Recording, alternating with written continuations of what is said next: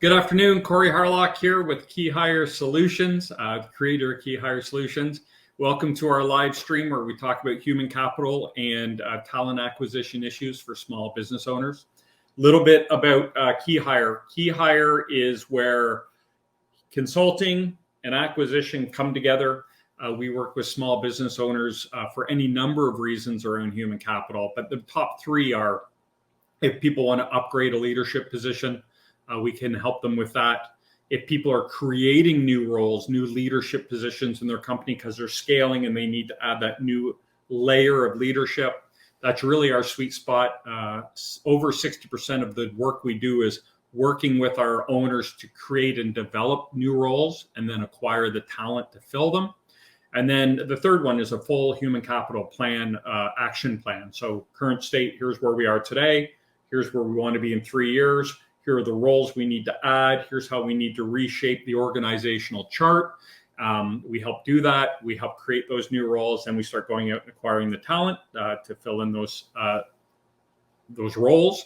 And we specialize in growth. If you want to grow, we help you bring experience and capacity into your business. So the topic today is a good one. It's time. One of the biggest issues we're hearing in the street right now is I don't have time. I need people, but I don't have time. And there's this vicious cycle that starts where I don't have the people, so I need to do more, take on more responsibility in my company. Because I have more responsibility to do, I have less time to find the people. Because I don't have the people, I have to take on more. And when we talk to our business owners and start looking at their organizational charts and filling in spaces, and we see their names and their key people's names appearing lots and lots and lots of time over and over again in these key roles. So we have a lot of people, we have few people doing a lot of roles. A lot of those roles aren't aligned. What I like to call, we're breaking our people's necks, meaning we have them working in a direction, and then we ask them to stop what they're doing, do a 180 and work in another direction. Do something completely unrelated. We ask them to do accounting, and then we ask them to do marketing, as an example. And that's a really hard space to be in because your efficiency and your productivity just goes way down. It takes a long time to get back in the groove. Plus, it's just hard. It's exhausting, and then we're burning our people out. They're having to work extra hours because these transitions are so hard for them. So the most important thing we can do is find a way to make time to acquire the people we need to realign our key people, to have them do what they're good at, what they love to do, what they're passionate about, so we can keep that fire lit, keep them productive, keep them happy, and not have them leave. Because, and keep this in mind, it doesn't matter how happy your people are, they're getting calls. There is a people shortage out there. Your people are getting called, and they're not getting like a call every 6 months. They're getting called monthly or weekly, and they can only say if you're in a situation where we're stressing them to the limit and they are loyal to you and they are dedicated, there comes a breaking point where one day they're going to say, well, heck, I'll listen to what you have. And as someone who does talent acquisition, that is the only opening I need to get their interests and start a dialogue and start engaging with them. So treat your people well and get staffed up. So how do we do that? We don't have the time. So the first thing I want to talk about here is the process by which you're using. The hiring process is really broken up into many, many different processes.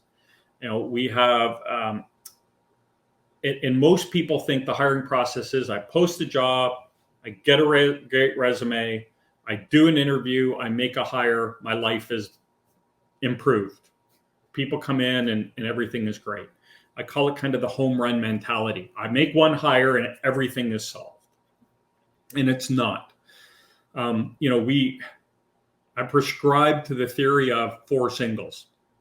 We don't try to hit a home run. We try to do 4 singles.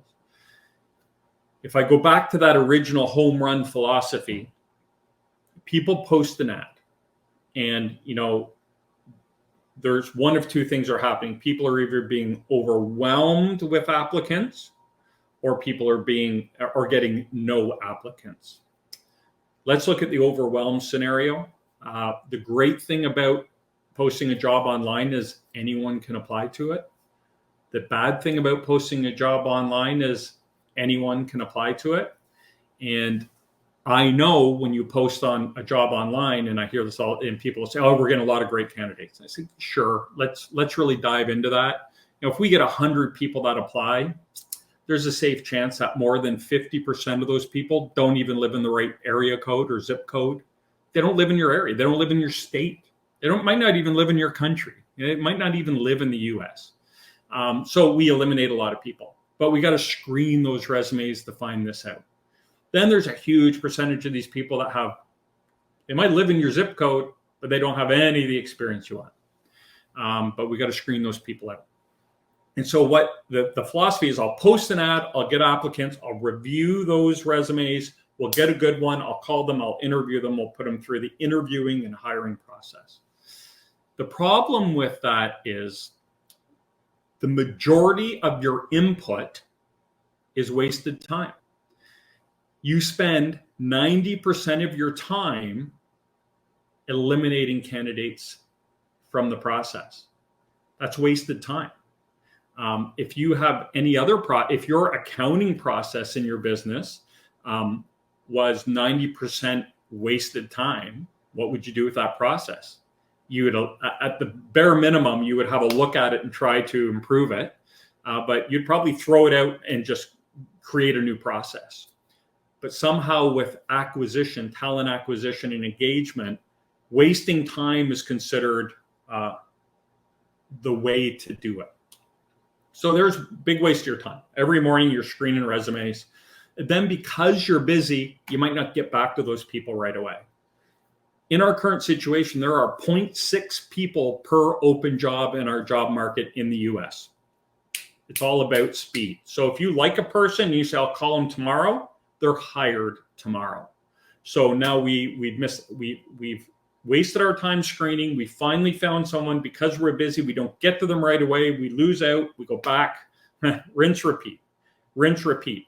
If we do get them to come in for an interview, we might interview them. Then we call them back and say, hey, we really liked having you. We'd like to bring you back. And they go, yeah, thanks. I've already taken another job. That's happening too. So now we've wasted more time. Or you get them all the way to the finish line, you give them an offer and they say, thanks, but I have a better offer because there are 0.6 people per job out there. You're not the only one talking to them. And they take that job. So now we've wasted even more time and we got to rinse, repeat and go all the way back to the beginning. The days of having multiple candidates, we'd like to see 4 or 5 candidates and we'll pick the people we want to interview. That is gone by the wayside. It does not exist today in this market. Speed wins. Speed and money wins. I tell this to my clients all the time. Whoever gets there quickest and offers the best package wins. That's it. So how do we accomplish that? How do we get to the finish line first and put together the best package, or at least a competitive package, to land the people we need for our business? And here's the secret. Every part of your process has to mean something, and you should be putting the work in at the front. So the key hire process is we put all the work in at the front. We do all of our diligence at the front. We create all of our messaging. Then we start doing outreach. We do inbound. We don't post and pray and waste time. We identify exactly who we need, what size company they need to come from, how many years of experience they need to have, where they need to be, what specific exact experience do you need to have, what is the culture they need to come from, what are the core values they need to exemplify. We build that out in what we call our avatar. And that's where we spend most of our time, is getting ready to go to market. Once we have that, and we all agree, client and key hire all agree on this is our person, we use that to build our unique marketing message or acquisition message for the candidate. Once we build out our messaging, we then go into the market and find the people that meet the criteria we're looking for, and we engage with them. We send them messages. We start a conversation. Now, they'll go through a very detailed process, 15-minute pre-screen, 45-minute to 60-minute culture interview, group video interview. Then we'll bring them on site. But every step of the process is a go, no go. We don't prescribe to, we'll see it, we'll know it when we see it. We don't prescribe to surprise interviews. Hey, we really like them, but we'd like to bring them back one more time. That's a great idea if you'd like to lose the candidate in this market. So every step of your process has to be detailed and go, no go. So by the time you complete a video interview, you should know if it's the person for you or not. So when you bring them on site, we shift from interview to sales, right? If there's a couple questions we want to get wrapped up or a few more things we just want to touch on, we can do that at the beginning of the on-site interview. But then the on-site interview becomes a, hey, look at, here are the stakeholders, here are the people you're working with, have a chat with them. They'll tell you how great it is. Here's our facility. What do you see? What would you change? But it really transitions from us getting information we need to selling them on the idea of working for us. And at the conclusion of that on-site interview, that is where you sit down and say, go, no go. If they're a go, we get an offer out within 24 hours. And we contact them and say, hey, we were really impressed. We're going to have an offer for you. What do you have going on? Just want to be clear. Where are we? We talked about numbers. Are they still in the ballpark? Because your offer, again, the days of, well, we'll throw it a lowball offer and then we'll negotiate with them, those are gone. Because if you put an offer out and it's not your best, another company, at least one company, is putting out their best offer. And if you're not competitive, they're just going to say, hey, thanks, but no thanks. I got a better offer on the other side. They weren't playing around. They just gave me exactly what I wanted. We get the best offer we can out, and then we walk them through it and make sure they're comfortable and go from there. The other thing you have to worry about is rescinded offers, and it's epidemic right now.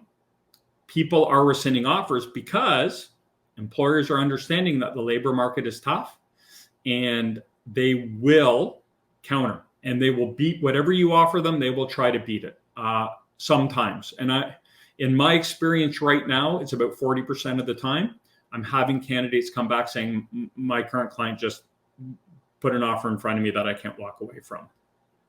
So it is super competitive. But if we want to save time, the idea of creating a process where our input is valuable.